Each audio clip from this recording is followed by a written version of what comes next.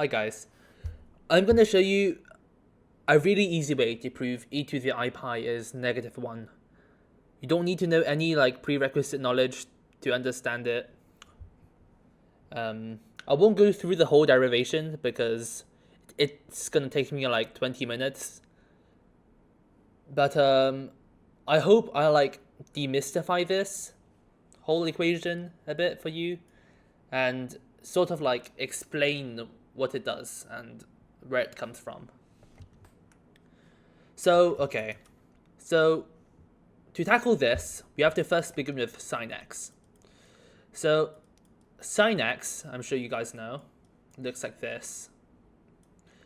But it can also be written as a sum of infinite series. And that infinite series is x minus x3 over 3 factorial plus x to the power of 5 over 5 factorial minus x to the power of 7 over 7 factorial plus x to the power of 9 over 9 factorial, and so on all the way to infinity. Now that may seem a bit alien, but the underlying idea is simple. Each of these terms, they're basically their own graph. So if I had an x and the y-axis, I could plot the graph of x. That's simple. Y is x. I could plot the graph of y is x cubed over 3. Simple. I can plot the graph of this, and every single term in this sequence. And okay, think about this for a second. If I gave you an infinite amount of Legos, technically you could use those Legos to build anything you wanted, right? Like a car or a rocket, or I don't know, like a gun or something. Very American. And the same idea applies for graphs. If you have an infinite number of graphs, well, technically, couldn't you layer them one on the other until you get a graph you wanted? So say we have this graph, say we have this graph, say we have this graph, and then in the end, if you have enough graphs, you can just create a graph you want, like this. I don't know, but that's the main idea. And cos x is equal to, okay, we're going to express this in the sum of infinite series as well, is 1 minus x squared over 2 factorial plus x4 over 4 factorial minus, guess, x6 over 6 factorial plus x to the power of 8 over 8 factorial plus blah, blah, blah, blah, blah, all the way up to infinity. And that's the same idea. If you have an infinite number of graphs, technically you could use those graphs to layer them up like a wedding cake to make a graph you want. And that pattern of layers just so happens to be this infinite sequence. And I know where it comes from, but I'm just not going to do it here. Just not going to show you the derivation today. Okay, now e to the x. E to the x can also be expressed as a sum of infinite, it can also be expressed as an infinite power series. And e to the x is 1 plus x squared over 2 factorial plus x cubed over 3 factorial plus x to the power of 4 over 4 factorial plus x to the power of 5 over 5 factorial, all the way up to infinity. And now you can see some similarities between these two functions and this one function. They're basically the same thing, except for sine x and cos x, they have the odd minus sign, every now and then. What's that all about? So how do you get rid of the minus sign? Well, that's where our friend, the imaginary number, comes in. Hang on, let me just get some more space. Oh, already have more space. Nice. So, I, by definition, is root -1. I squared is -1. I cubed is negative root -1, and so on. But you can see how by using I, you can turn perhaps this function into these two functions, or these two functions into this function. But okay, let's just sub ix as x into e to the x. So let's do e to the ix. Well, what is e to the ix? Well, e to the ix is just 1 plus ix.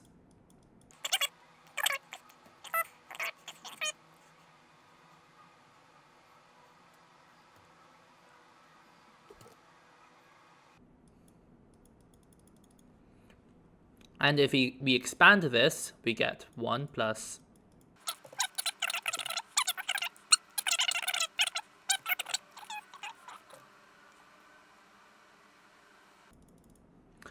Now, if we break this whole sequence down into two constituents, we can get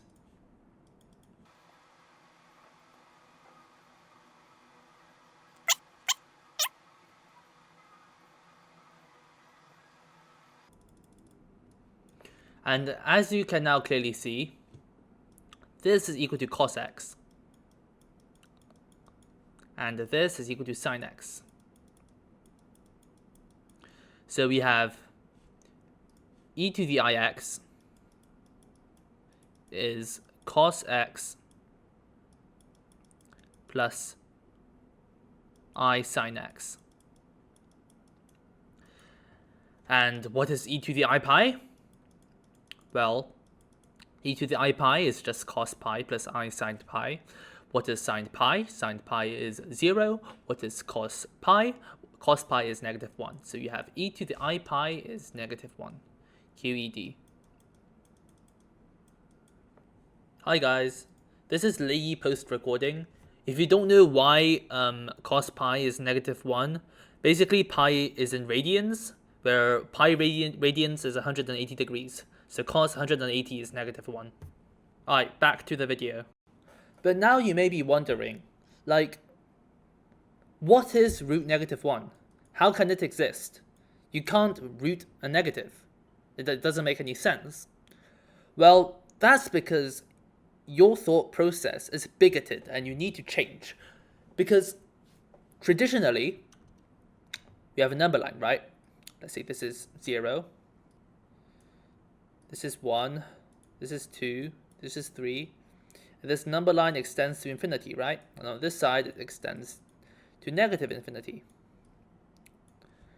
And traditionally, we think that this set of numbers is all the numbers that exist in our universe.